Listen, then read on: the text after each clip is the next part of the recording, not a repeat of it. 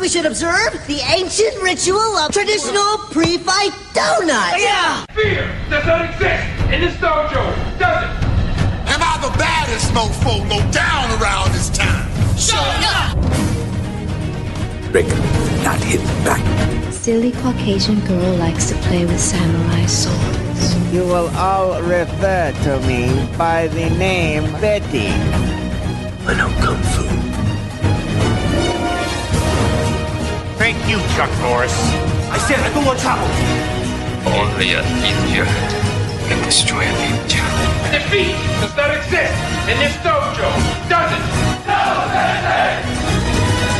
Now, who wants to go home? And who wants to go with me?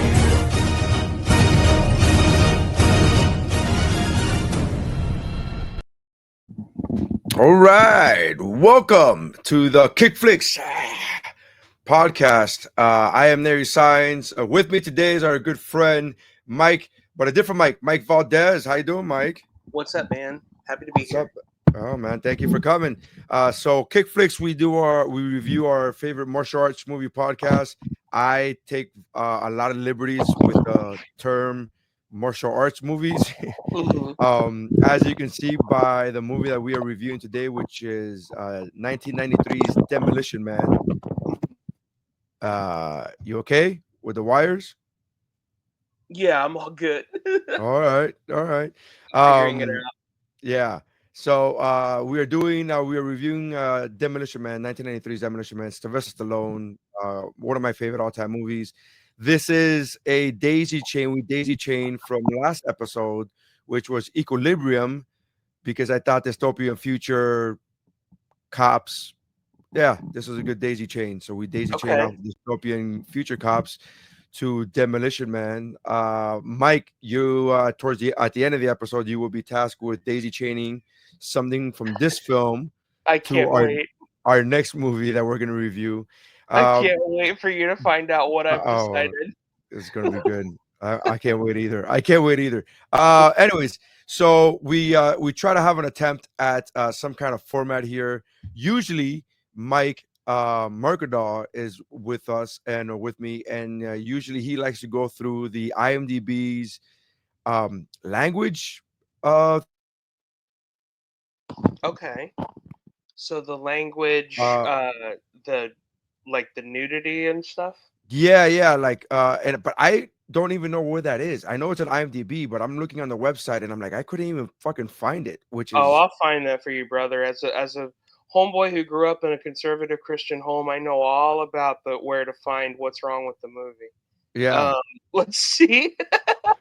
What are we looking for? Sex and nudity, violence. Yeah. So, but all of it. So we go through each one and we talk about and we try to guess what the rating would be between. There's none, mild. What was the other one? Fun. I love that. Severe. What was the other one? There was I think there was 4, if I'm not mistaken. There was none. Extreme, I think. Right, probably. Something like that. So those borderline pornographic. Like I don't know. So sex and nudity. What are your thoughts based on 125 users? I'm gonna say mild because there was that one scene where she gets the wrong phone call comes in and you can see her titties. Mm-hmm. And then they kind of sort of have sex. I talk about it. They have like Oculus VR sex. So that's not, but they don't really show anything.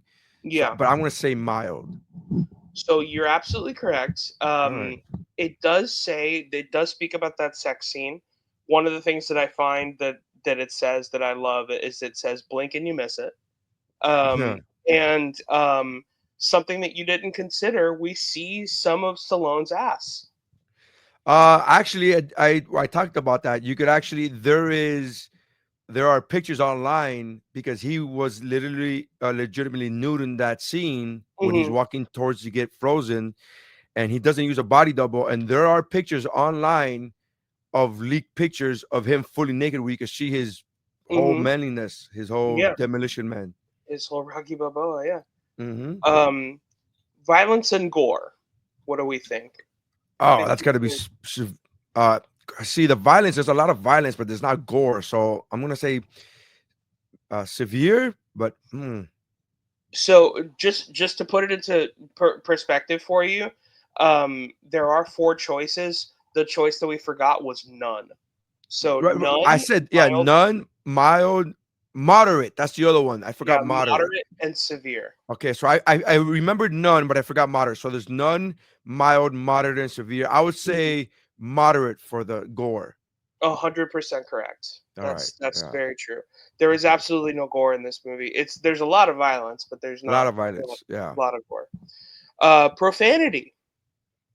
What do we think? Severe. Really? Well, I'm gonna say they think that they think it's severe.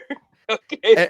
Anybody who's coming on to IMDb to like log in their complaints about they think it's profanity, severe. Yeah. You know? Well, believe it or not, 83 people think it's moderate. Okay. I think not to go too much into my thoughts about the movie, but like I think that this movie uses swearing in such a smart way. Yeah. Because it's like it's almost perfect for TV viewing, but at the same time it's not perfect for TV viewing because the whole thing is that you get fined for swearing. You know, but I don't know. They just played it very smart in this movie. I think the writing in this movie is very underrated, and I'll talk about that later on. But for sure. Yeah, I think the writing in this movie is very, because we see it as a Stallone movie, we see it as an action movie, which it very much is. The writing is very clever at times, and there are times where you just go, "Oh, okay," but that could just be, you know. So, we have alcohol, drugs, and gave credit to the smoking. writing. He says the writing is ahead of his time, is what Stallone said. It was, yeah. I agree. Alcohol, drugs, and smoking. What do we think about that? Oh, mild. Yeah, that's Phoenix snorts cocaine and smokes a cigarette both once in the same scene. Wow. Yeah. That's a mild scene for sure. Frightening and intense scenes. None. Well, maybe? 47 people said mild. The images of Los Angeles in 1986, the dystopian fires have some disturbing images for viewers, most of them probably in Los Angeles in 2025. The theme of government control and tyranny seems to upset viewers that are watching it in 2025. So yeah. Yeah, are they not watching the news? Are they not watching what's happening on Earth? No, right. I mean I was joking, but yeah, no, I know. It's funny. Yeah, it's crazy. Yeah, and then I will mention a couple of things because this movie deals with in the future time travel ish kind of thing. I will talk about some of the technologies that the movie actually nailed. They actually kind of nailed some of the technology, and we'll talk about that. I think they nailed a few things, and I think that they also I think that I predict that they're actually going to be correct about a couple of things as well. Yeah, I'm with it. I'm down for it. Especially the totalitarian government. Anyways, let's get going. So, Demolition Man. Demolition Man. The movie opens with Los Angeles, 1996. We see a war zone-like scene full of destroyed cars, bonfires, and guns going off. We're in a police helicopter, and a pilot says, "Remember when they used to let commercial airlines land in this town?" Exposition, kind of, I guess. I don't know if that's exposition, but maybe. For pilots. Because I guess planes don't land in LA anymore. Yeah. I don't know what that means. They didn't explain any further. The co-pilot says, "I don't understand what we're doing here or why the hell we're bothering anyhow." And that really kind of threw me off because I was like, you're a police officer in a helicopter. Yeah. You suited up, you flew out there, and then you waited to get into a war zone to then ask, "Hey, what are we doing? Where are we going?" Like, you don't know where you're going. Like, I find that odd. But it made me laugh. I was like, oh shit, okay. We then get a Stallone exposition of a maniac hijacked a municipal bus with 30 passengers on it, and he's got a bad hunch where those passengers are. So that maniac is Simon Phoenix, which is easily the coolest villain name I think I've ever heard to this day. Oh yeah. I think that's Simon Phoenix is such a cool ass character villain name. Cool ass 90s villain name for sure. Yeah. They fly over the building. They fly over the building that has a bunch of guns firing at them. Stallone opens the hatch and attaches a zip line, and he jumps down, but not before saying, "Send a maniac to catch one." And the phrase "maniac" gets said so many times in this movie. Yes. Yeah, you would think it was like. Yeah, I thought that would be the name of the movie at one point. It would be Maniac, like two maniacs, one gun. I don't know. But it made me laugh. He lands on the roof, shoots a couple of bad guys, and goes down an empty elevator shaft? Because I don't that know. Scene is hilarious. I don't know what's happening. He should. It almost is like when because he like bursts through the an elevator shaft. Right. It's like they should have ADR'd him going, "This building is weird." He goes down an elevator shaft, and then he goes down an elevator shaft. Where is it? He goes down an elevator shaft into a room via a window, and I'm like, yeah, that's what I'm saying. That's what I meant to say. Yeah, that he goes through a window. Yeah. So it's like the building makes no sense. No sense whatsoever. And then my question was, did he know it was there? Like, we have zero evidence that he's gone through and studied the blueprints of this building. Yes. The pilots didn't even know where they were going.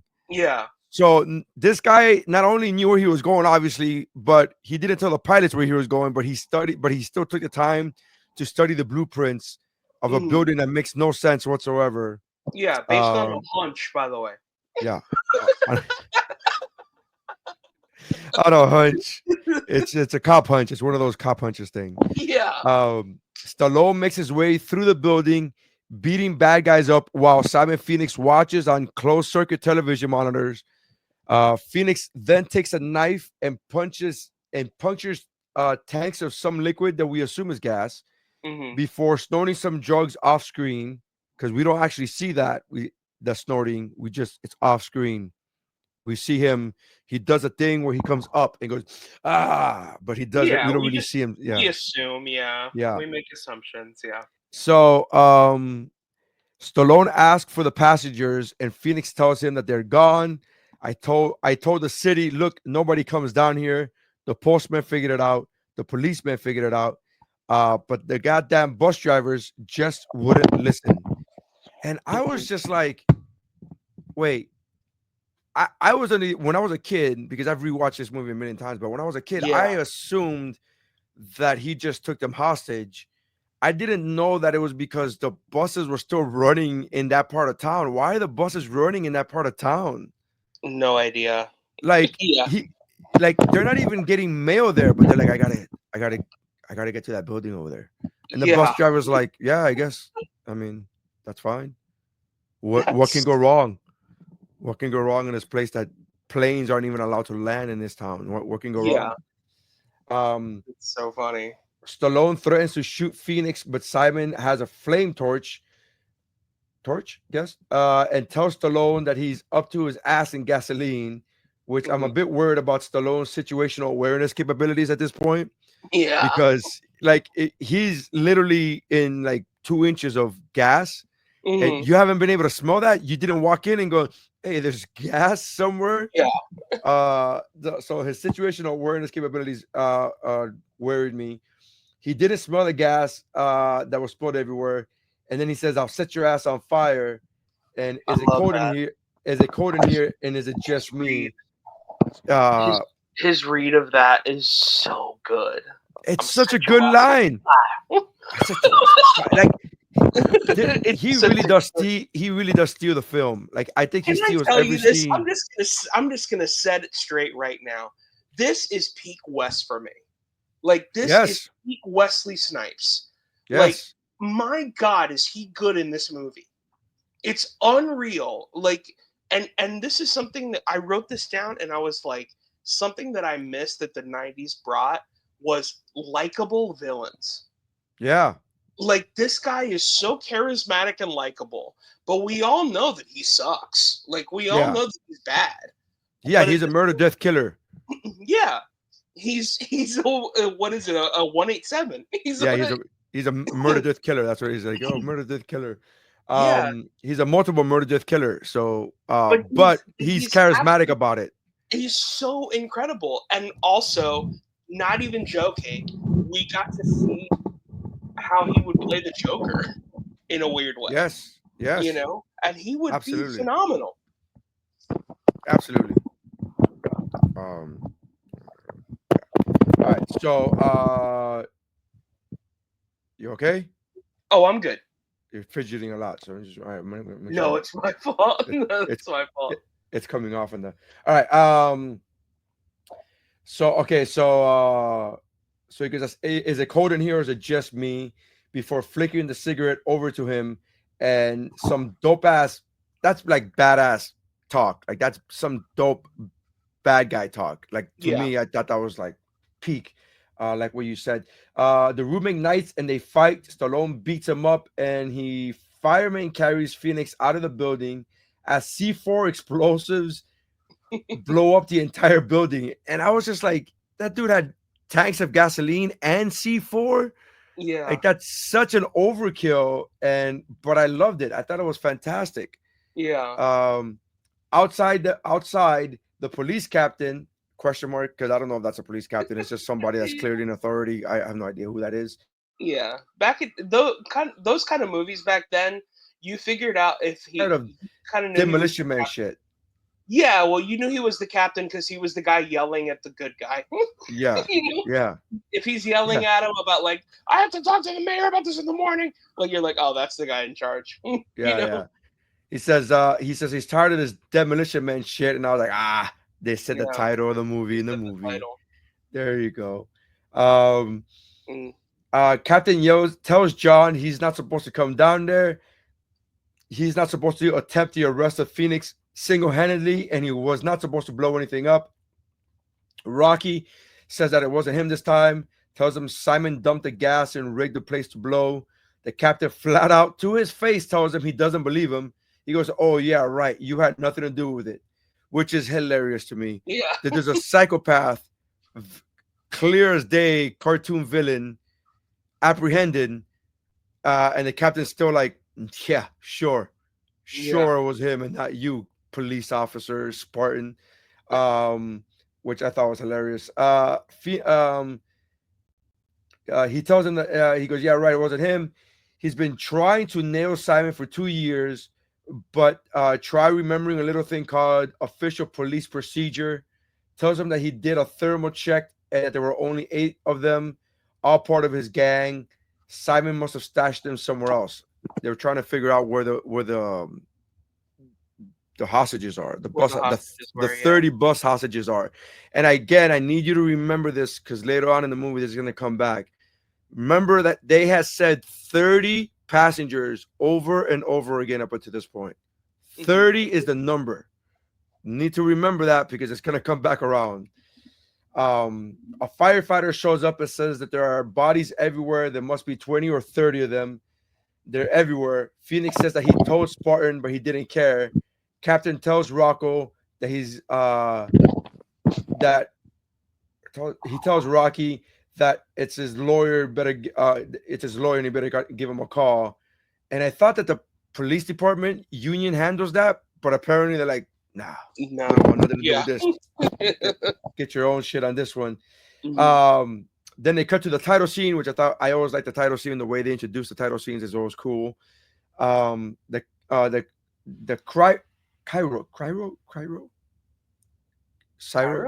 Cairo, like Cairo prison. Is that how? I cryo prison, right? Cryo, cryo prison. The cryo prison assistant to the warden tries and gives us a warden's position, but Spartan says skip it. The assistant to the warden says, "Nah, bro, I'm gonna get my speaking lines in this motherfucking movie," because even though he's been told skip it, he's like, "Nah, I gotta say a certain amount of lines before I get paid a certain amount of money. This is a whole SAG thing." He says that he's been sentenced to 70 years sub-zero rehabilitation in the California cryo penitentiary for the involuntary manslaughter of 30 innocent civilians, eligible for parole no earlier than 2046. So Spartan is buck-ass naked in a gel tub, and this little blue dog drops. Yeah, what the fuck did I write? I'm like, my whole handwriting is all fucking shitty.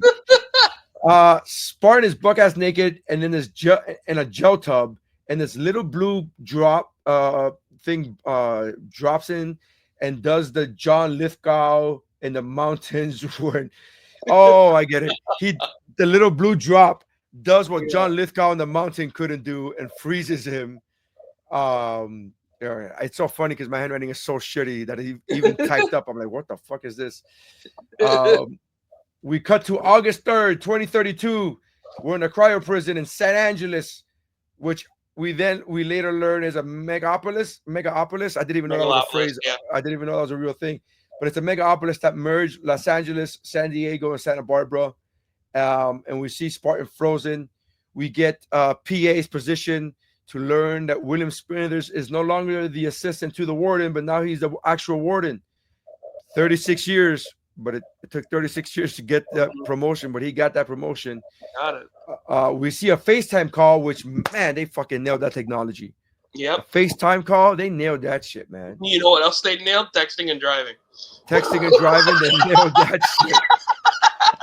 They're like, we got to text and drive this motherfucker right here. Yeah, they nailed that shit.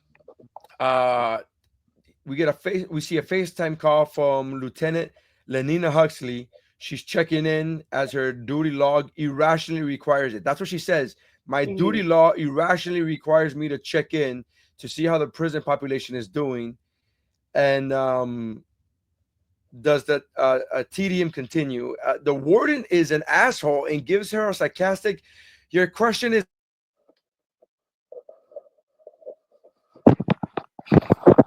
log requires me to call you. You think I don't know my job sucks? Anyways, fuck you, warden. I thought the warden was an asshole. More warden exposition with things that don't happen anymore, and we've taken care of all of that. And then they say fiber optic you back, which I thought was funny. Yeah, there was a fiber optic cable. Fiber optic you back. Good writing. I thought this was fun writing. For sure. Lenina Huxley engages in, quote, self-drive, which is another thing that they nailed, right? The self-driving cars. Yeah. They nailed that shit. We have that now. Lenina Huxley engages self-drive before being told no police presence is needed at this time. Self-driving cars is another invention that they nailed. I thought at that time when I was a kid watching this movie, I was like 12 when this movie came out, and I was like, oh, dude, self-driving cars would be fucking so sick and bitching. And now I'm not so sure. Now I don't know how I feel about that. That's because they haven't introduced what this movie should introduce, and I think that people should do it now, and that's styrofoam cars. Yes. You know what I mean? Like, yeah. Like, it's like, I feel like people don't take that movie seriously enough to be like, we're not going to work on styrofoam cars. It's like, no, that's actually a pretty good idea. Yeah. Like, it would make it a lot more safe, but whatever. Yeah. We'll figure it out. We see some mechanical things pop up on the ground to have AI graffiti a wall with the Life is Hell on it, which I thought was just funny because graffiti back then, AI wasn't a thing, but they actually had AI to create art. And I'm like, that's what AI is doing now, which is another thing that the movie nails. Yeah. There's an auto wall cleaner. It's like a weird ghetto sprinkler. Yeah. Yeah. Yeah. And then there's automatic wall cleaners that take care of it. A telescope pops out of the ground, and we see a Taco Bell minivan take off. Dennis Leary shows up and tells his underground friend that there'd be another one of those in 12 hours. So we cut back to the station. Lenina is talking. Lenina gets a talking to from the chief, saying her fascination with the 20th century sets a bad example for other people.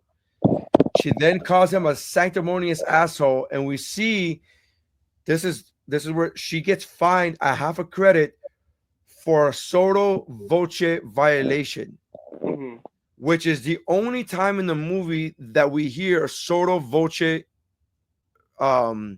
violation, because every other time they get credited with a violation of the verbal morality statute. Right. But I wonder what made her get the sotto voce violation. Was that because she said sanctimonious?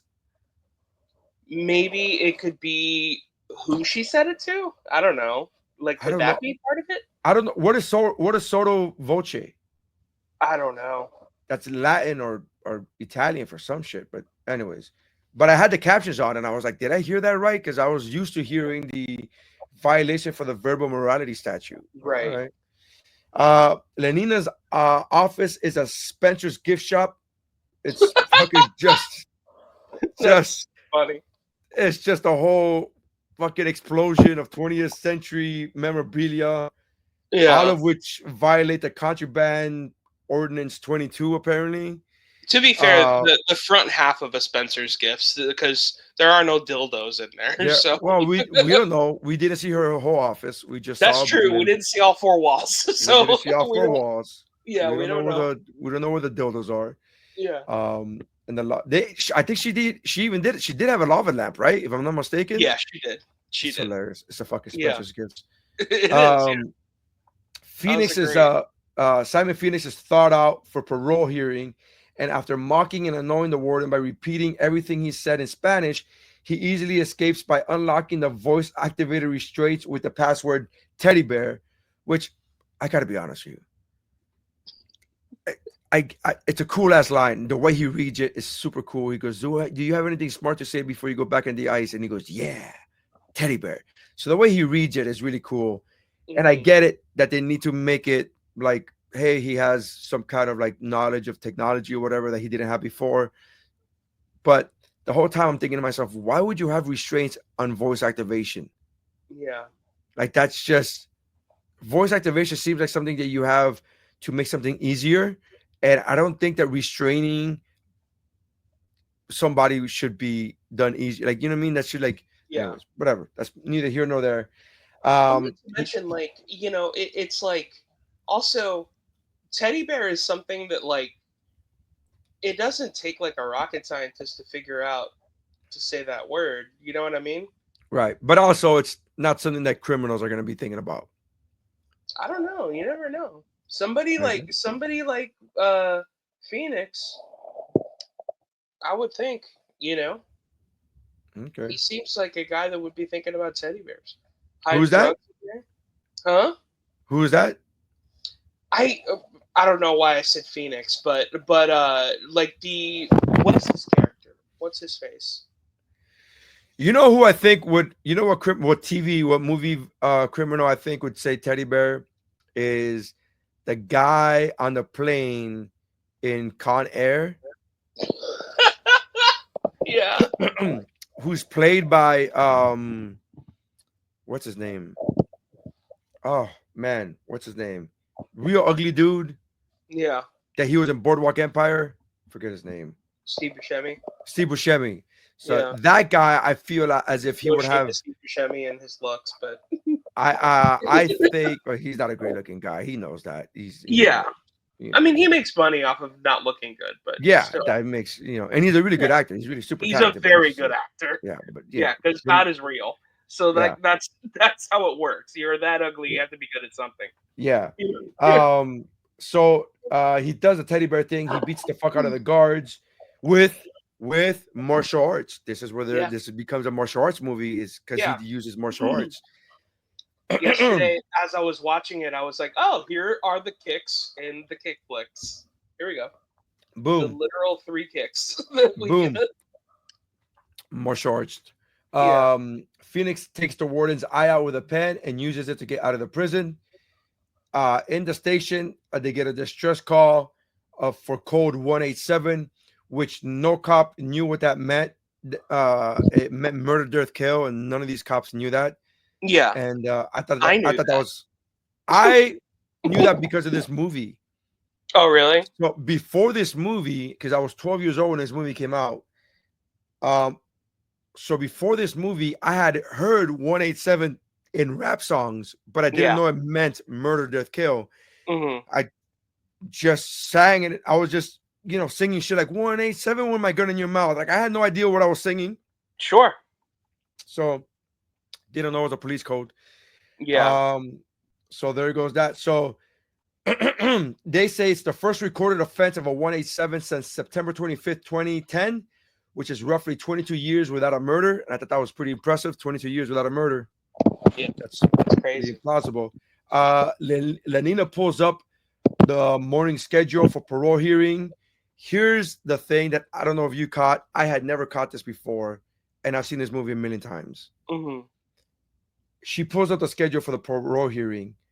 The name right before Phoenix, they do the names as in last name, comma, first name. And she reads off 3 names before she gets to Simon Phoenix. And the name before the prisoner name is Peterson, comma, Scott. Oh, wow. And I was like, fucking Scott Peterson? Yeah. He's in, like, holy shit. And I did this whole deep dive on Scott Peterson.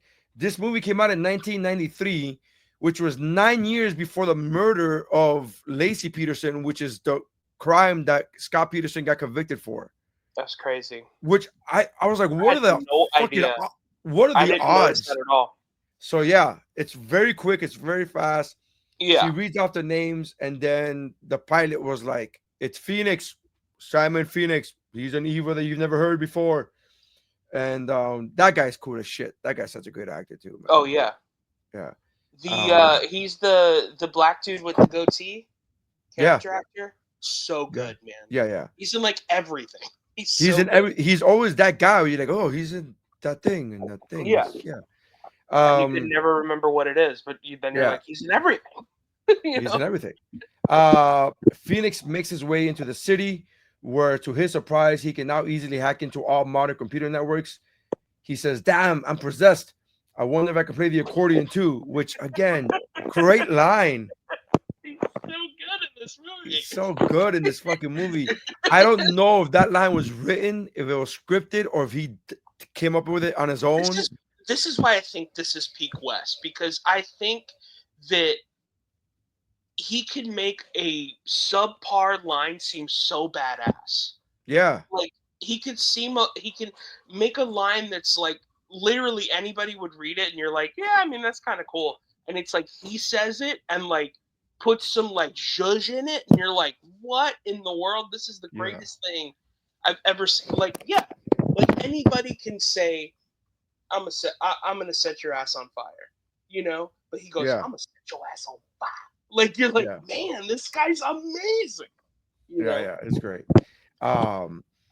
So also, by the way, I love that scene because it's just very funny that there is literally a mental health computer that's just like there telling you like, hey man, you're good looking. Don't kill yourself today.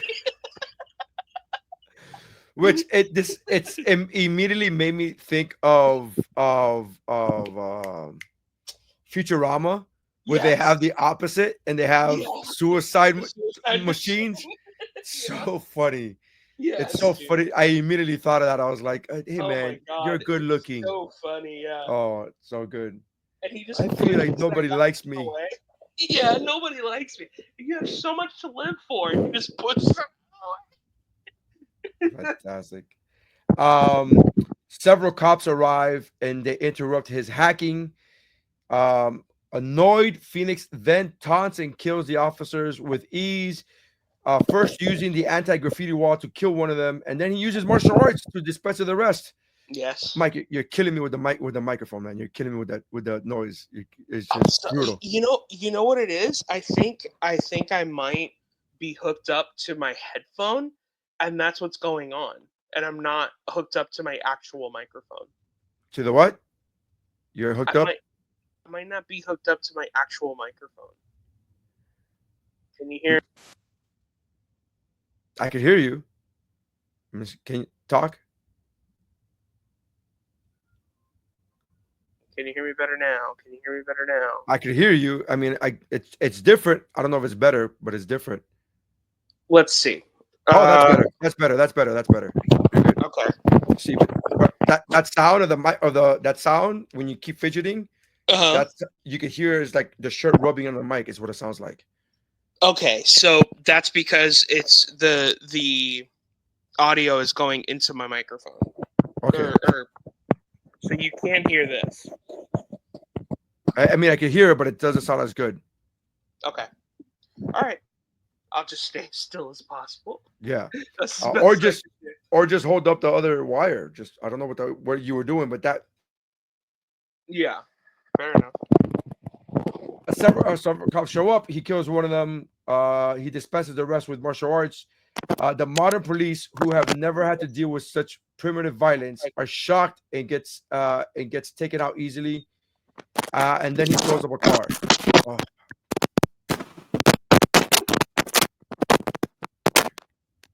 What? That sound, man. It's the microphone is like touching on the on a shirt or something. I mean, it's not making a sound, but it doesn't sound as great. The microphone. I think were you using headphones or something? I was. All right. So it was probably the microphone from the headphones that was probably being used before. Okay, I fixed it. Oh, so much better. Yes, there you go. I'm so sorry. No, it's all right. I was like, oh, okay. I'm so sorry. It's all right, man. I was like, why is he fidgeting? All right. So we see Dr. Raymond Cocteau. Cocteau, right? That's how you say it? Yeah, Cocteau. We see Dr. Raymond Cocteau. He gives a Zoom meeting, which is another technology they fucking nailed. He gives a Zoom meeting about the vermin that Edgar Friendly, the subterranean hooligans are. Even in the future, they have meetings that could have been an email, which that whole fucking conversation was just, it's just exposition. But in my mind, I was like, that could have been an email. There was no reason for like those people to be on that fucking call. They said nothing. They contributed nothing. So Otho comes into the meeting and alerts Dr. Cocteau of Phoenix's escape from the prison. He says, enhance your calm.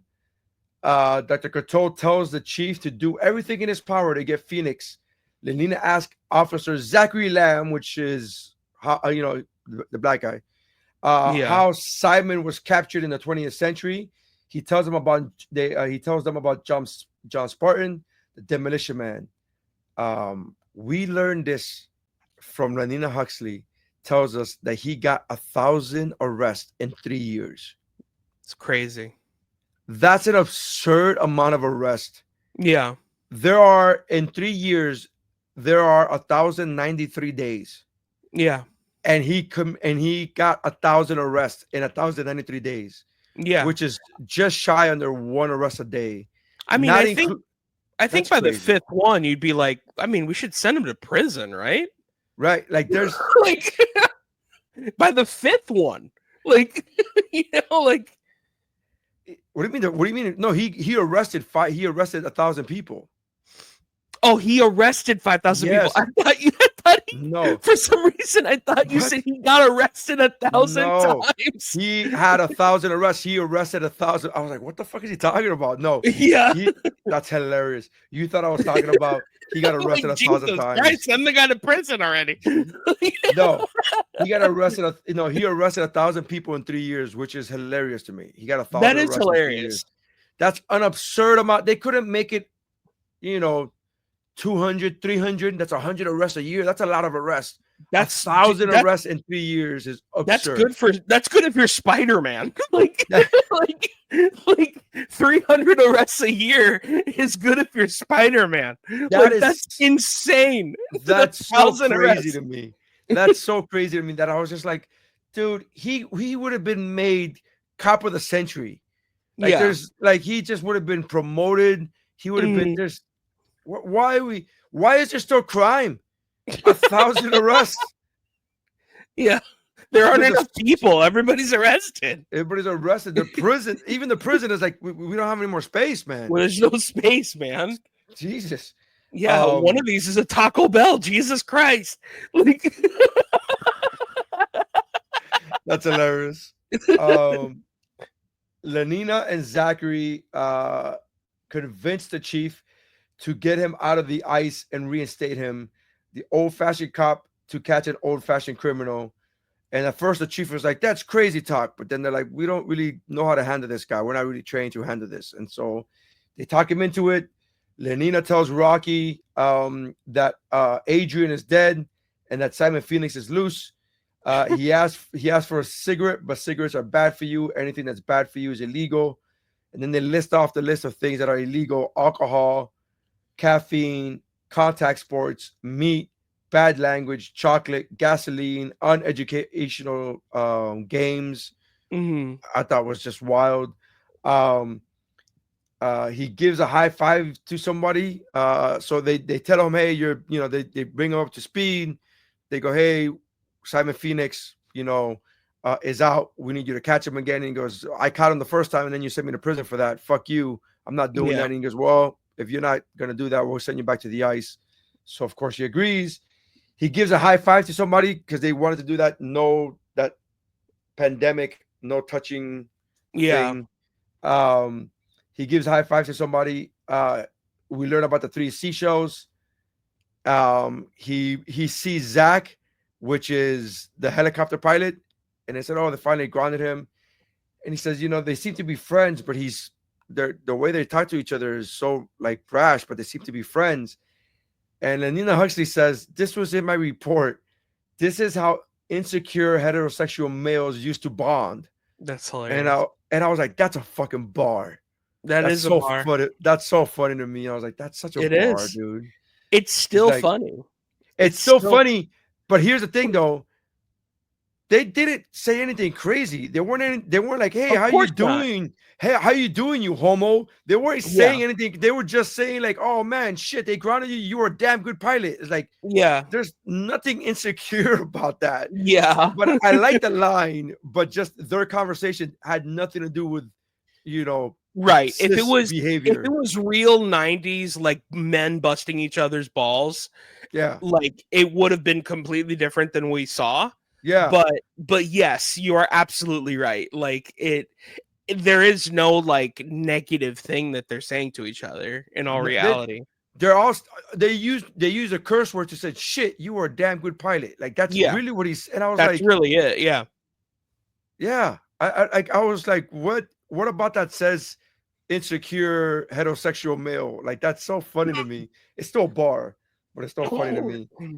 Sandra Bullock is incredible in this movie. Oh my god, she's so good. She is so good in this movie. You can see her enthusiasm, her character's enthusiasm. So I don't know if you knew this. The original cast for this was Lori Petty. Did you know that? What? The original character for this, the original character that Sandra Bullock plays was played by Lori Petty. She was on the cast. She did the production for 2 days and did not get along with Stallone. Who's Lori Petty? Lori Petty is from Tank Girl. She was League of Their Own. Right. The sister from League of Their Own. Yes. Okay. Yeah. And so she didn't get along with Stallone, which I get it. She doesn't seem to have a personality that she has a very like takes no bullshit personality to me. Like and would have given the character, I think, a little bit of a different flair to it. And Sandra Bullock was just on the sidelines, and this is her first movie. I don't know if you know this. That I knew. This is her first movie, and dude, that wide-eyed vulnerability that she has is so good for this character because it makes the lines of like, and not spoiling anything because I know we're going scene by scene, but it makes the lines of like, like let's blow these guys, like it makes it so much better because like she just genuinely doesn't know, what's going on.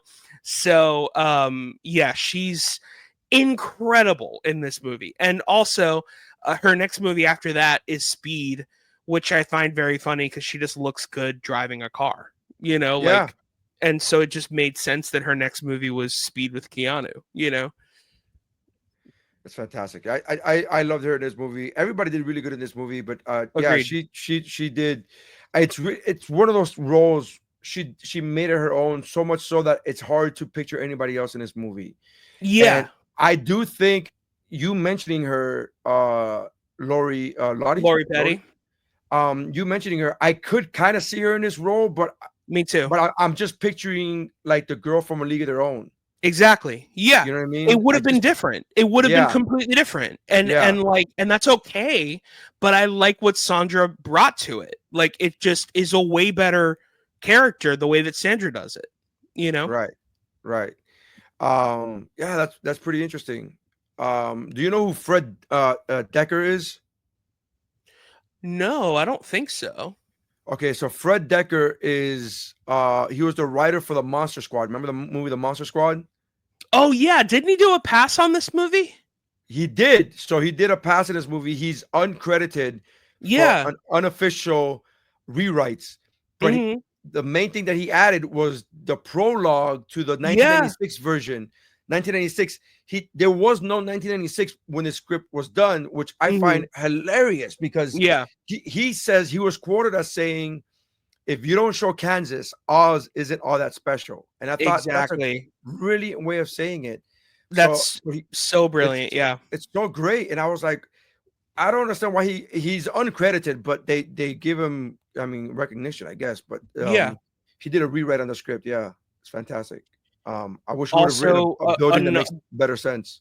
The most fun fact about this movie is that it was originally pitched to Steven Seagal and to Jean-Claude Van Damme. It was what? It was originally pitched and to Steven Seagal and Jean-Claude Van Damme. I could see Van Damme in this movie. Seagal would have not been great, but well, it was supposed to be the both of them. The reason why it didn't end up both happening. Of them. I thought it was like one or the other. Yeah, no, it was supposed to be both of them. Yeah, and the reason why it did not work and both of them opted out was because both of them wanted to play Spartan. Of course. And they were like, it was just hilarious to think about, bro. Where it's just like Seagal in his just butt naked in the cryo chamber, can you put your leg up just a little bit? We can see your dick. He's like, no, it's actually good that way. I like it. I'm having a good dick day. I'm having a good dick day. Stallone says that that freezing scene is the worst 5 hours he's ever had on the movie set. He said that he was terrified. Oh, I'm sure. Yeah. I'm sure. He's just in water the whole time. Very vulnerable, man. Yeah, you're butt naked in front of like 40 people holding cameras and microphones. It's terrifying. Yeah. He was, dude, and you're underwater. That's fucking know, man. That sucks. Anyways, all right. So, Spartan schools the AI computer that thinks Simon will be trying to set up a drug lab. Spartan says that he's going for a gun, plain and simple. He says, but the chief says that's ridiculous. The only place to even view a gun is a museum, which they're like, aha. Yeah. We cut to a museum and we see Phoenix doing the most un-PC anti-Asian mocking ever. Yes. It's so fucking funny to me because I was like, God, that wasn't even appropriate in 1993. Like, there's no way that was appropriate in 19. Was that appropriate in 1993?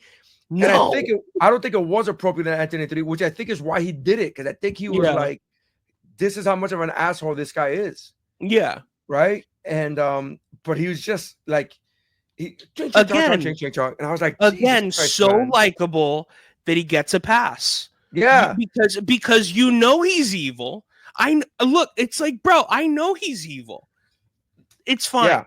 You know what I mean? Like, and you just let it go. Well, you let it go because of one, he's the bad guy, and two, the way he does it. He makes fun of them behind their backs. Like they don't even know that he's making fun of them. Yeah. They pass him. there's a group of people that just passed him, and he's like, ching, ching, ching, ching, ching, ching, ching, ching. And I'm like, oh my God, Jesus Christ. Yeah. So we cut to a museum, whatever. He gets himself into the he goes and gets himself into the gets himself a gun in the Hall of Violence.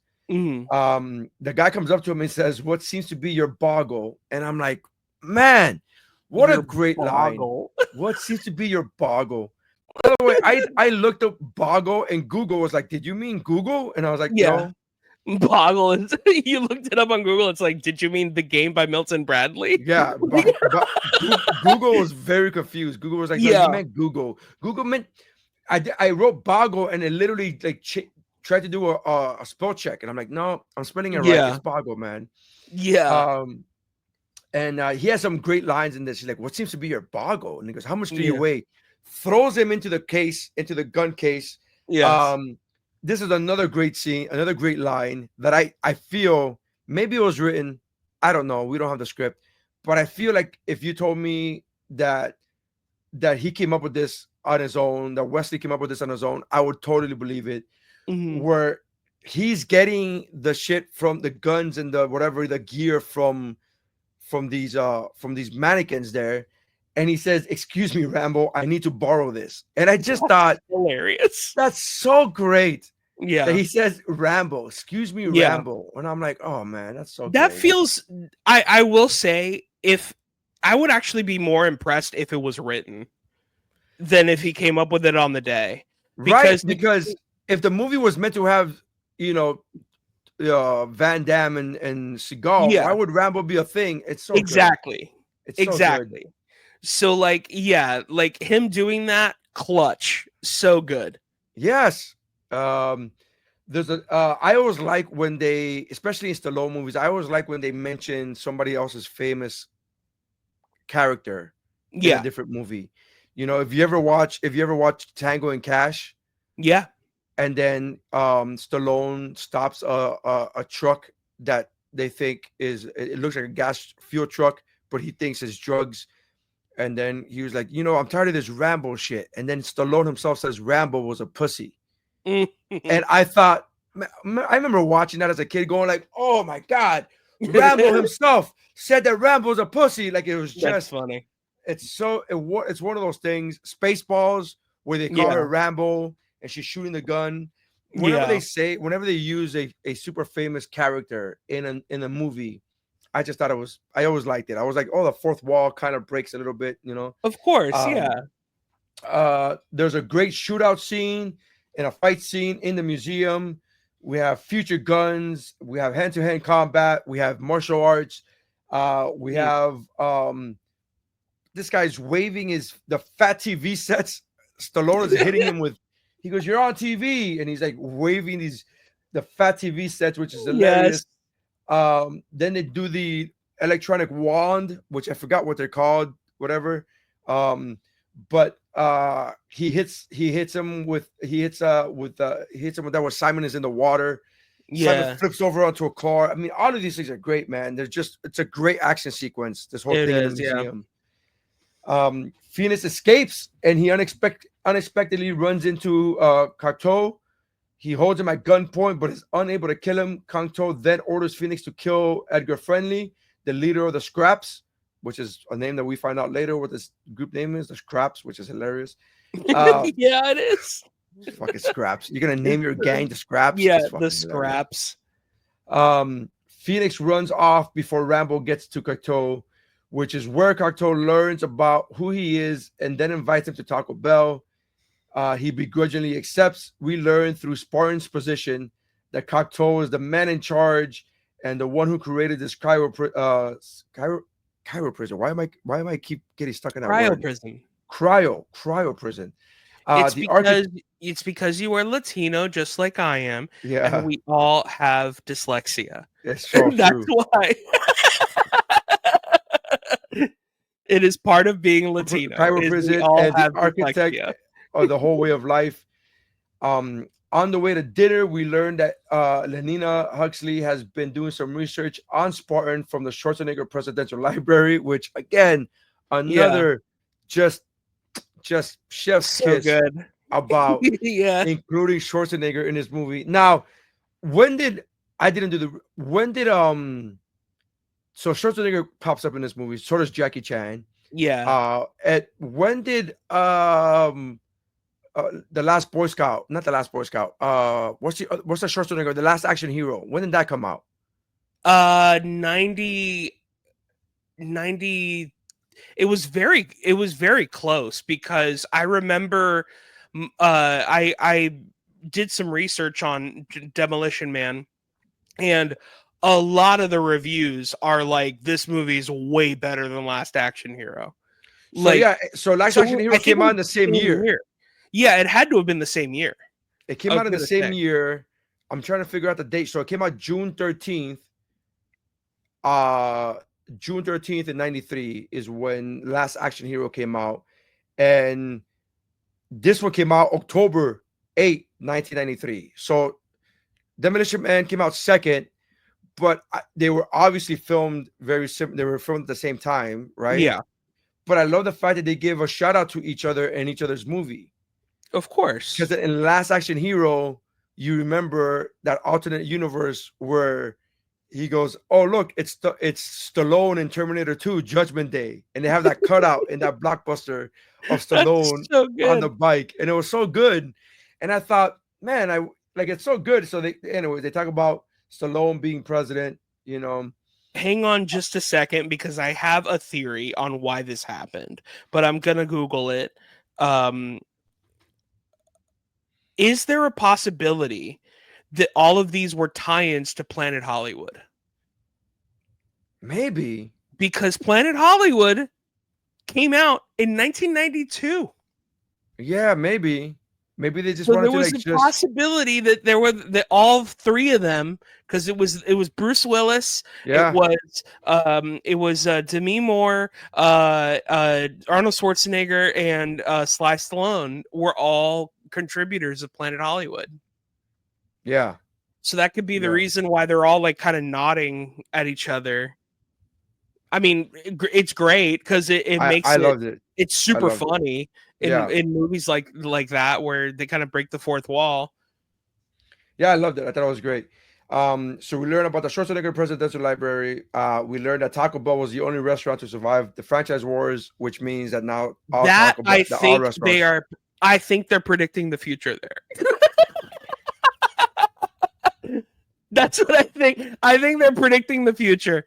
That everything, and not only that, there are going to be other restaurants, but they will all be called Taco Bell. It's kind of hard to go against McDonald's, but if you're going to bet against McDonald's, I'll go with Taco Bell. I'll go with Taco. I mean, if you are going to take one against McDonald's, yeah, Taco Bell is not the bad one to take. Yeah, it's true. But it kind of all happened, right? Taco Bell, Pizza Hut, KFC, they all became one. Yeah, they're all yum brands. They're all the same one. Yeah. They arrive at Taco Bell where Dan Cortez. Yes. I don't know if you know this because you might be too young, but Dan Cortez, former MTV VJ, is playing the piano and singing Jolly Green Giant. I had no idea that was Dan Cortez. So Dan Cortez is singing. He's playing the piano. I always thought when I was a kid and I would watch MTV, I always thought Dan Cortez would have such a bigger career. Because really? He was because he was a good-looking VJ, and then you see him in this movie, and you're like, "Oh, this guy's gonna take off." And he never really did anything really as far as acting is concerned. He was a host of a lot of things, but he was never really an actor. Anyways, so Cocteau asks Spartan what he thinks of San Angeles, and Spartan says that he wants a plane ticket out of there. Cocteau tells him that he should be glad that he's free and that he would have died in prison had it not been for the Cairo prison. Cairo prison? Cairo? No. God damn it. Why can't I fucking say this word? Cryogenics, cryo prison. I'm saying Cairo prison. Yeah. There you go. No, cryo prison. Yeah, cryo prison. Prison. So Spartan says that he was awake the whole time and he remembers seeing his wife beat her fist against a block of ice that used to be her husband. Which is very tragic. But here's the thing.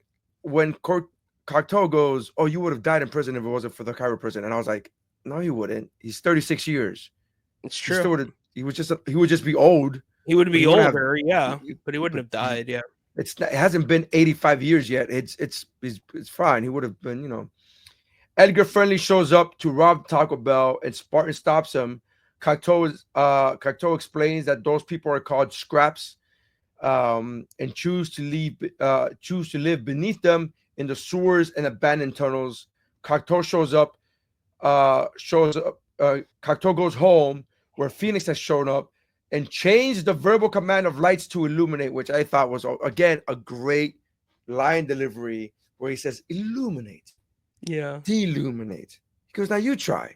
It's so fun. He's such a fun character. God damn, again, just brings charisma to this character.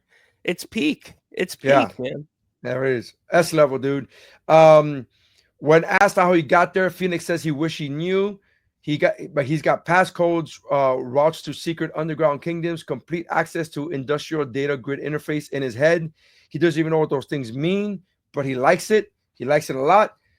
We learn from Phoenix's rehabilitation program that that was tailored by Cocteau so that he could fight and kill Edgar Friendly.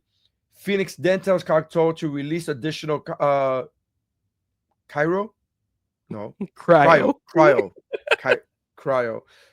prisoners to counteract Spartan's interference.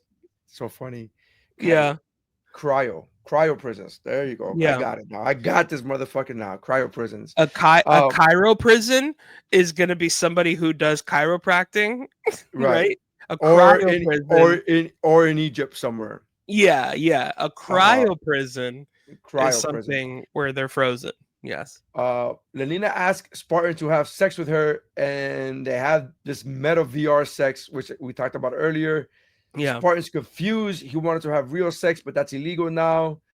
This is what he says. He goes, "Oh, let's do it the old-fashioned way, boning the wild mamba, the hunka kunka." And I was like, hunka kunka. What the fuck is the hunka chunka? Yeah. He says hunka chunka, and I was like, hunka chunka.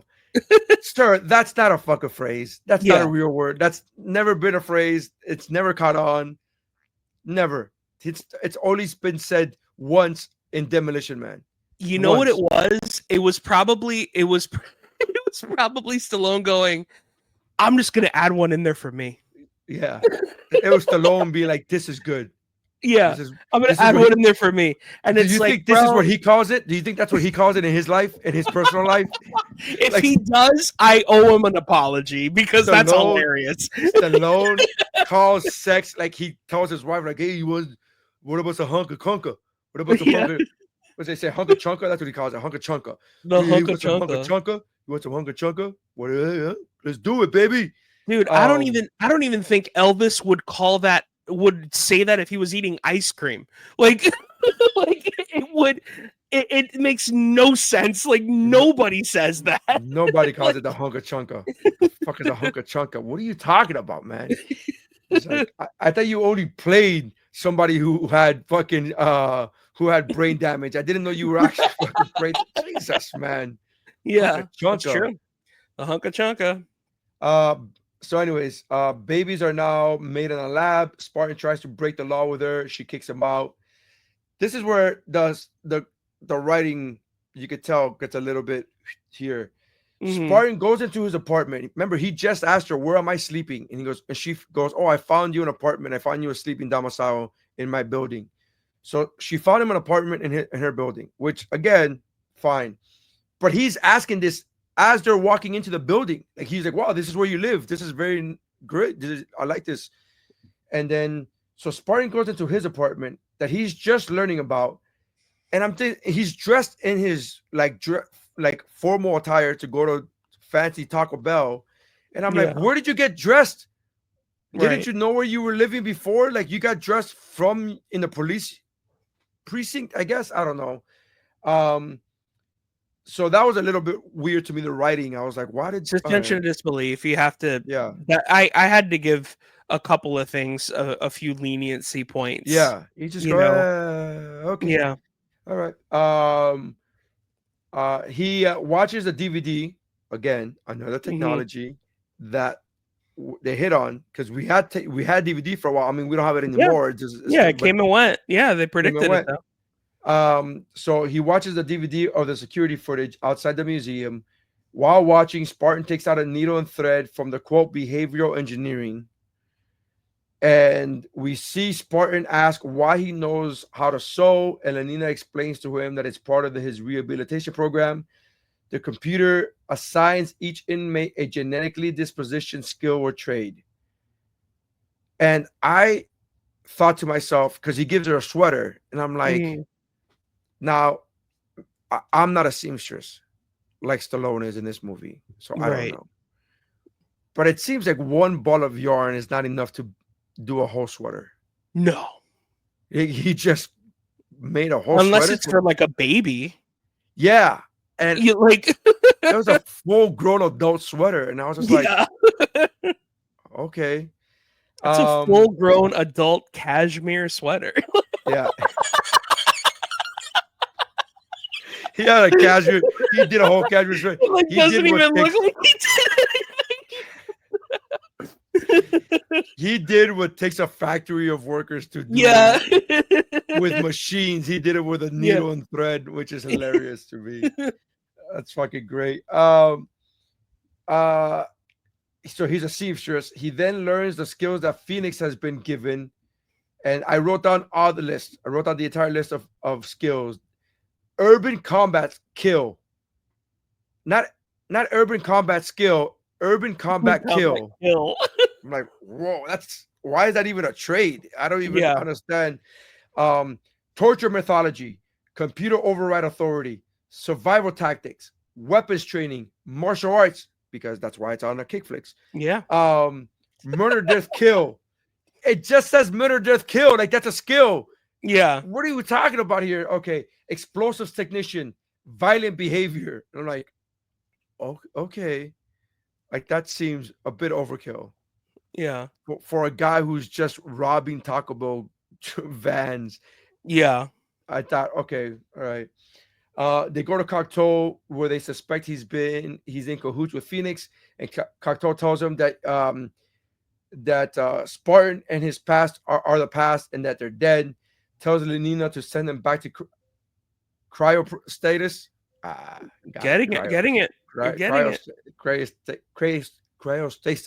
Cryostasis, yeah. Cryostasis, goddammit. Cryostasis. Spartan takes Lenina and Benjamin Bratt into the sewers because he figures that's the one place the citywide manhunt didn't look.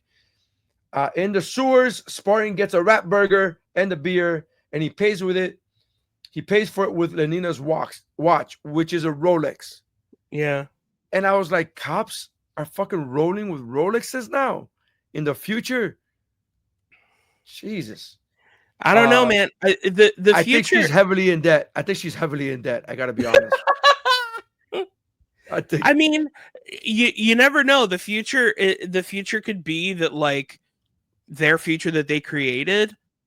You know what it is, and I was gonna say this a couple of things a couple of scenes ago. The future that they created is like the prudes of the 90s, like the Christian prudes of the 90s won in the future. So it's like no swearing, like sex is illegal, like, you know, like all this stuff. And that's why when they see somebody like Phoenix, they think he's Hitler. You know what I mean? Yeah. Like they're like, this guy is awful. You know what I mean? But also he's awful. But yes, also he's awful. Absolutely. I think the better equation is when they see John Spartan, they think this guy's awful. Yeah, they see fair him enough. as the same. Yeah. Fair enough. Yeah. And so there could also just be a future where they think that police are the highest paid people, or like government jobs are the highest paid jobs. Sure. Because it's just like, oh, well, you're doing good for everyone. So here's your Rolex. Or maybe Rolexes don't cost anything in the future. Who knows? I mean, I'm sure they included Rolex in there as a brand, as a advertising sponsorship. Oh, that's 100% what it is. Yeah. And Taco Bell the same, but still, of course. Yeah. Taco Bell literally had they had the Demolition Man meals. Did they really? I don't remember that. Yeah, Taco Bell had Demolition Man pack. They had the cups. They had the souvenir cups with Demolition Man on the cups. What the hell? I want that. Yeah, man. Yeah, dude. Yeah. That's cool. I'm sure you can find it on eBay. I'm sure. Yeah, You can I look up bet. Yeah, Demolition yeah, Man on eBay. Anyways, so Spartan runs into Edgar Friendly, who thinks he's there to capture him. Spartan tells him he doesn't know who he is. Friendly explains that they live in the sewers and they don't want to be part of Cocteau's plans of greed, deception, and abuse of power. Spartan tells Friendly that he thinks Cocteau wants to kill him. He says, "Oh, I'm flattered." He goes, "Don't be flattered. You should be scared. This guy's psycho." we see Phoenix holding court with a bunch of bad guys, and he's just telling them to pillage and destroy. Phoenix and his merry band of criminals, which, by the way, we never see again after this scene. Yeah. We never see them again. He's which I think is hilarious. Like like you released a bunch of guys who are, same level as bad as Phoenix, but the cops aren't prepared to handle them either. Well, it's very Joker vibes when you think about it, because like, how many times have we seen a movie where with the Joker where you see all of his goons or whatever, and the only reason why you even know that they're his goons are because they have a clown nose or some shit. Yeah, you know what I mean? Like, yeah, and they're all just like guys you never see again. Yeah. So he's telling them to pillage and destroy. Phoenix and his merry band of criminals find both Spartan and Friendly at the same time, and they try to kill him, but he's unsuccessful. There's a high-speed chase that breaks out, ensues. Phoenix is driving Lenina Huxley's cop car, and Spartan drives the Oldsmobile 442, which is a dope-ass ride. It was in the sewers. Now it's on top. Spartan jumps into Phoenix's car from the Oldsmobile, jumps onto the car. They have a fight. Phoenix taunts Spartan, telling him that he framed him for the deaths of the 40 hostages. I rewound it and had the captions on, and he says 40. And I was like, no, it was 30. You guys, the script supervisor fucked you that added one up. 10. Yep. You added 10. Even if you had the bus driver, that's 31. That's not 9 more. Because there was 30 passengers. They kept saying 30 passengers, 30 passengers. So even if you had the bus driver, that's 31. That's not 40. Script supervisor screwed up. Yeah, fucked up on that one. They were dead before the building exploded. Spartan throws Phoenix out of the car and it crashes into the police station. Secure foam, which is what you were talking about, comes out. It saves him. Secure foam. And I was like, oh, that's pretty quick. I remember as a kid thinking that was cool. It is. That's cool. They should absolutely definitely have that. They should definitely have that.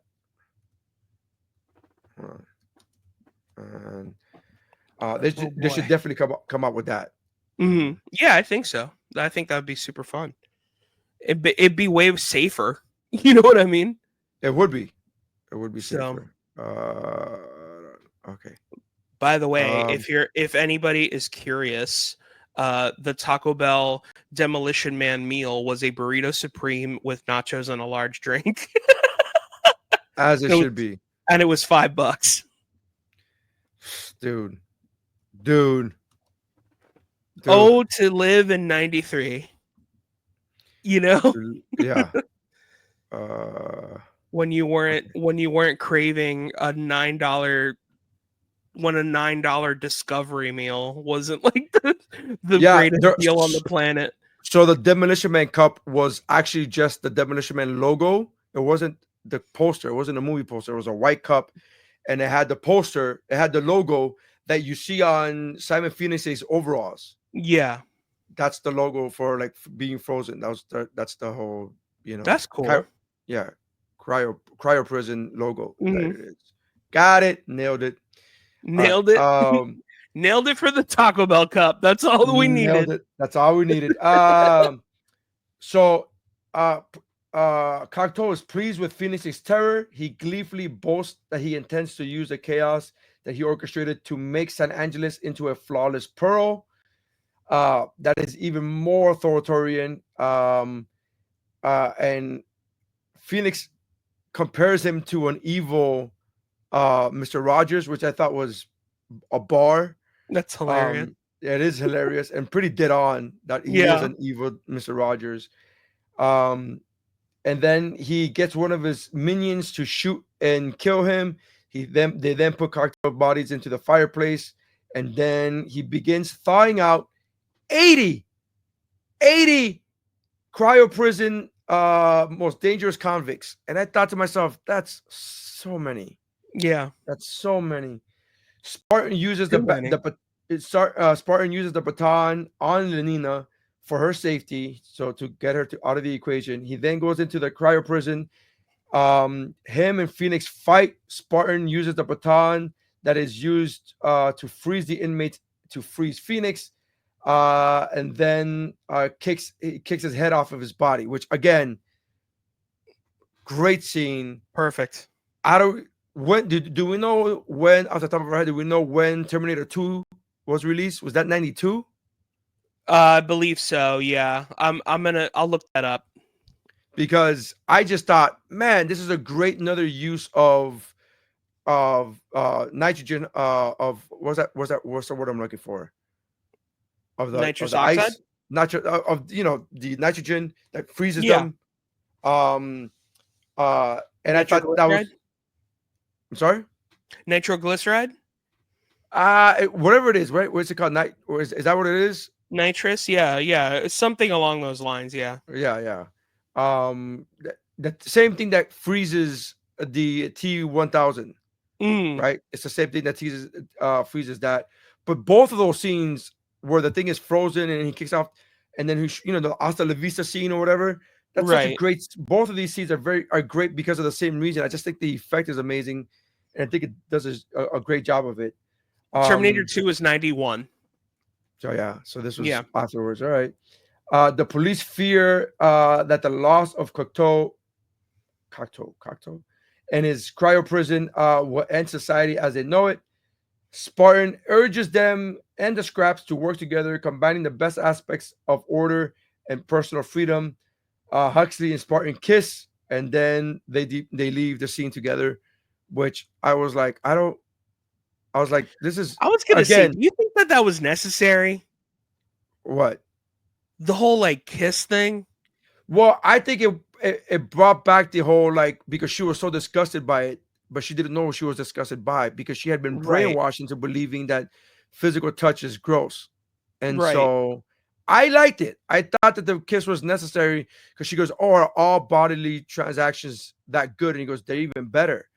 Because, again, if you have been raised in this totalitarian, situation where you're told that this thing is bad, you just think that it's bad. You don't realize, oh, it's not bad. No, you're right. You're right. I guess I was just looking at it as just they're not into each other. They just work with each other. You know what I mean? I think they're into each other. She was turned off. She was like, "Look, you fighting turns me on," and he did nothing but fight. She literally said, "You watching people fight turns me on," and he's like, "Yeah, I've been frozen for fucking 36 years. Let's fuck." Yeah, he's a guy. Guys, well, that's what I was gonna say. And he's like, "Well, you have a pulse and you're a lady with breasts, so let's do it. let's hunka chunka. Let's."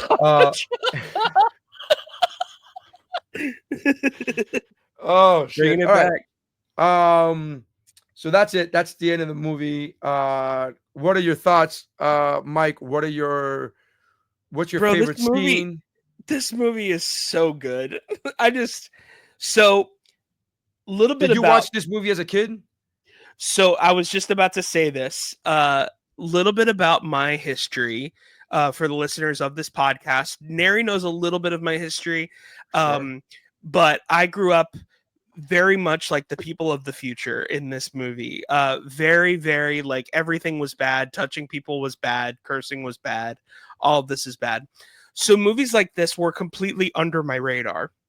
So I actually always tell people I have a very big blind spot in the 90s when it comes to anything that was PG-13, rated R, or anything that was on the radio, because I just didn't watch movies like that until later on in college and things like that. This was my first time watching Demolition Man. So, wow. Yeah, this was my first time watching Demolition Man. and I had a blast. This movie is so fun. It's such a fun movie. Wow. And and just to, I think, and not to mention, like, I only tell you that history of mine because to have seen it for the first time yesterday, now that you know my history, I'm basically Sandra Bullock, like, in a lot of ways, because it's just like, oh, like, are all movies this good? Like, you know what I mean? Like, it's kind of like that, you know? So, yeah, man, this movie rips. Like, Wes is amazing in this movie. I couldn't have picked a better first movie for Sandra Bullock to be in than Demolition Man. I was thinking about this yesterday, about Sly Stallone. I have only said this statement twice in my life, and that was once when I saw Sylvester Stallone's arms, and 2 when I saw my ex-girlfriend's ass for the first time, and that was god damn. And so like, I love this movie. This movie rules. I loved it. Awesome. I did not know that this was your first time. I just assumed that you had seen it. I assumed everybody had seen it. Sure. So all right on, man. That's awesome. It to be fair, it is a movie that you are surprised that someone hasn't seen it. When, you know, and it is definitely a movie, which we all do this. I'm just going to be the first one that outs people. It is a movie, much like The Godfather, where it's a movie that a lot of people haven't seen but pretend like they have, just so people don't judge them. Sure. You know what I mean? Yeah, I get that. Yeah, I get that.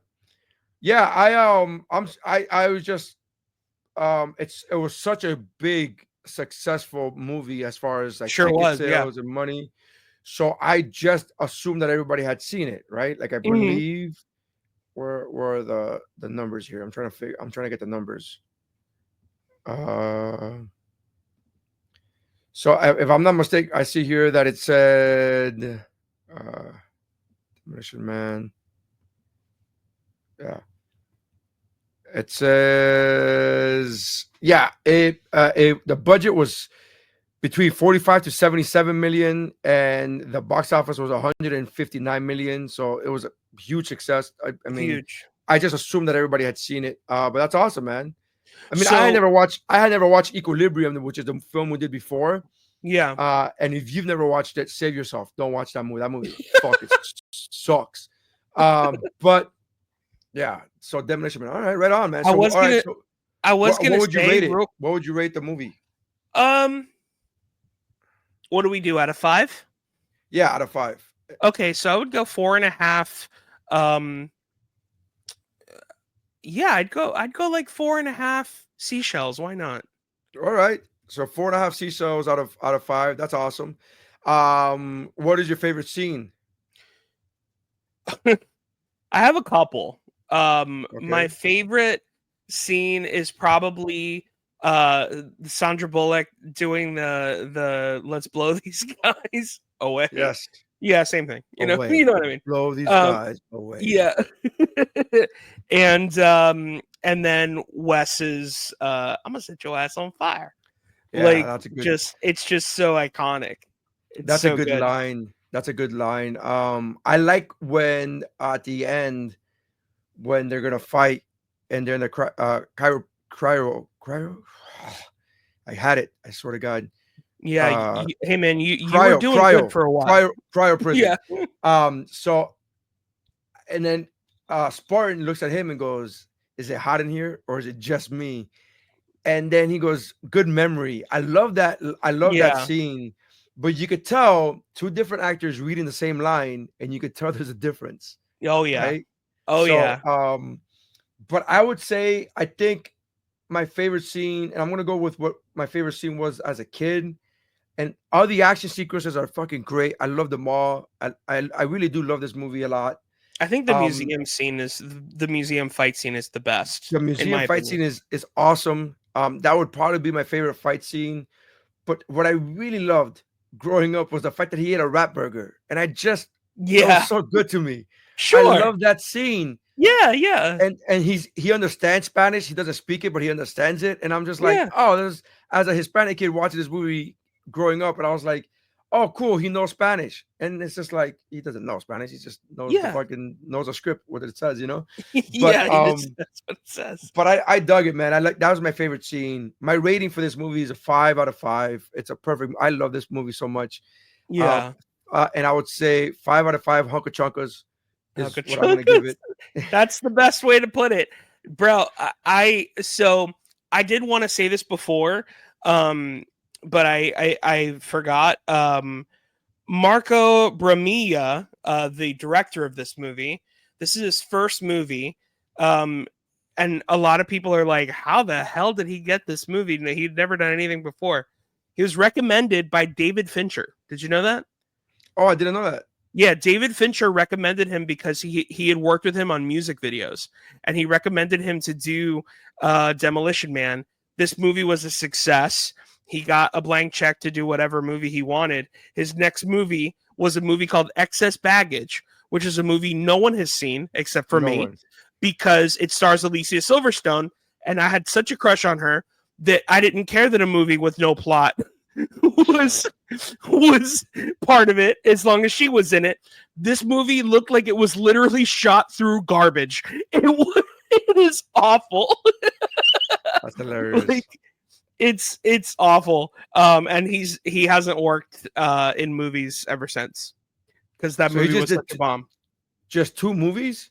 One movie was a success that he got to do whatever he wanted, and Excess Baggage was so bad that he never worked again. Wow. Yeah. I wonder if that was his choice or like Hollywood's like, you're get the fuck No, out I of think here. it was Hollywood's choice. I think but it was Hollywood's even people who do bad movies get second chances after that, right? Even if it's minor B movies, even if it's just like straight to video movies, like you do nothing, not a single thing. Like, I mean, dude, I'm telling you, I'm not telling you that you have to watch Excess Baggage. No, but I don't. No, that movie, you're literally, your whole job is to shoot hot people talking, and it looks like they're shot through garbage. Like like he looks like he's shooting through a garbage can. It's awful. It's so bad.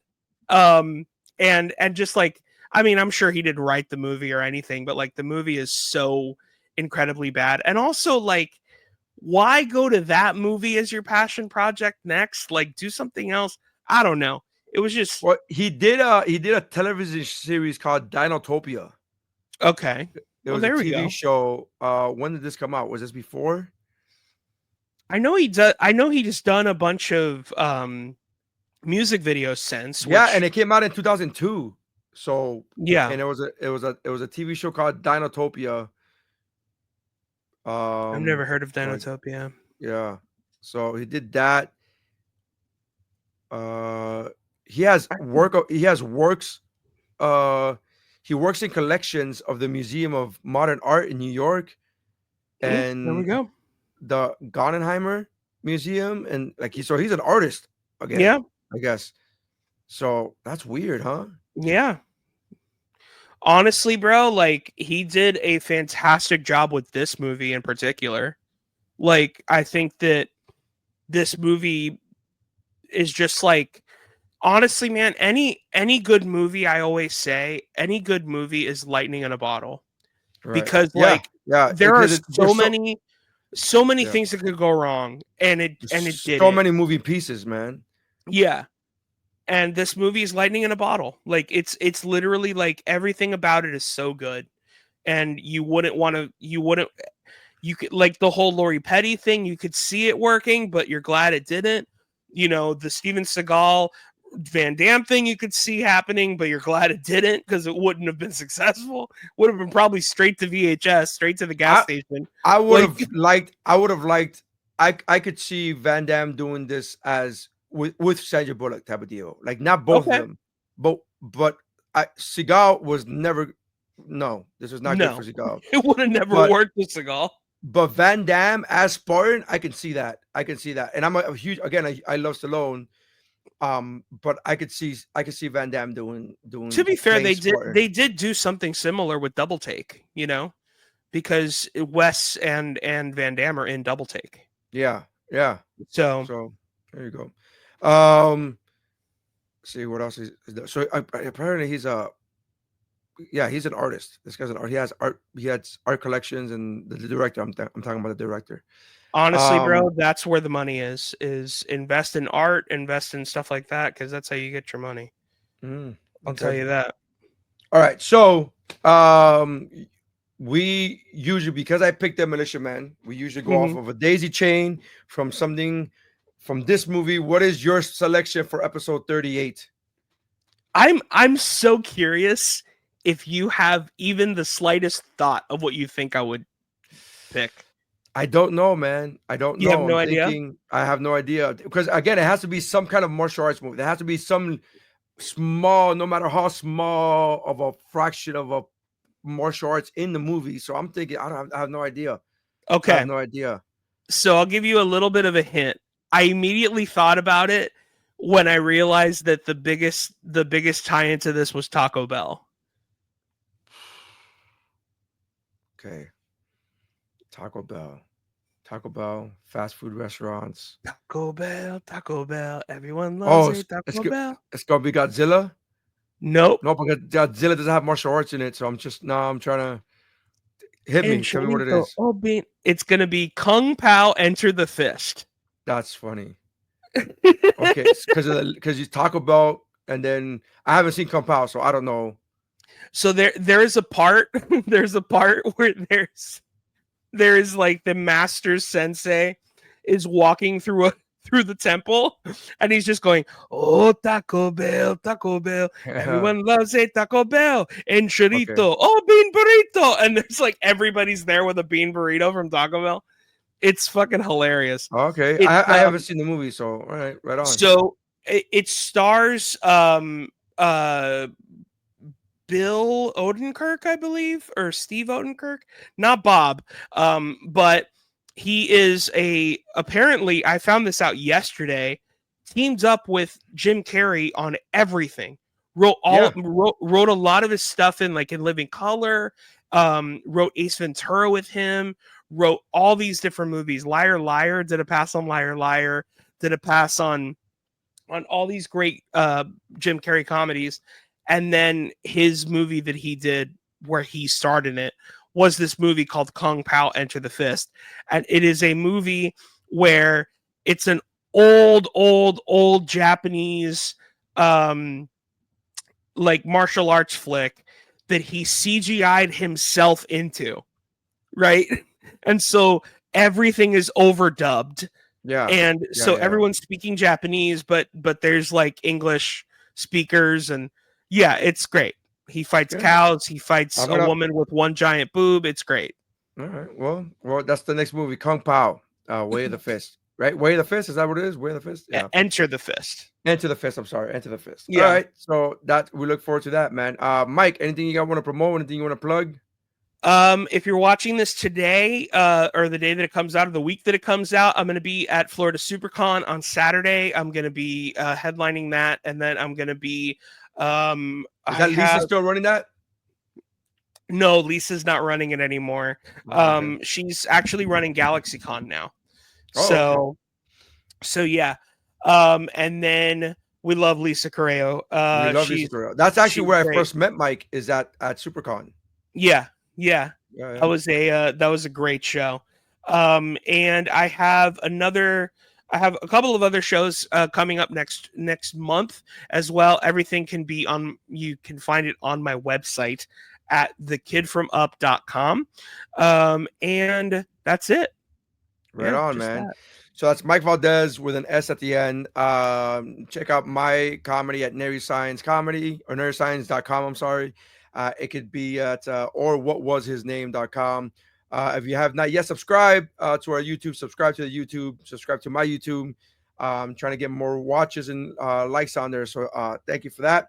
Appreciate that. Watch the special live in Miami that is available on YouTube. So make sure you guys watch that. Love you guys. Talk to you guys later. Actually, the special, I forgot because the album was Live in Miami. This is my own shit that I'm getting wrong. Okay. But the special is called Origin Stories. So make sure you watch Origin Stories on my YouTube channel. If you're on YouTube right now, you could just go to my YouTube, Nery Saenz Comedy. Everything is on my website, whatwashisname.com. Thanks, Mike. Appreciate you. Love you. Hell yeah, and man. guys, See ya. that's how winning is done. Yeah.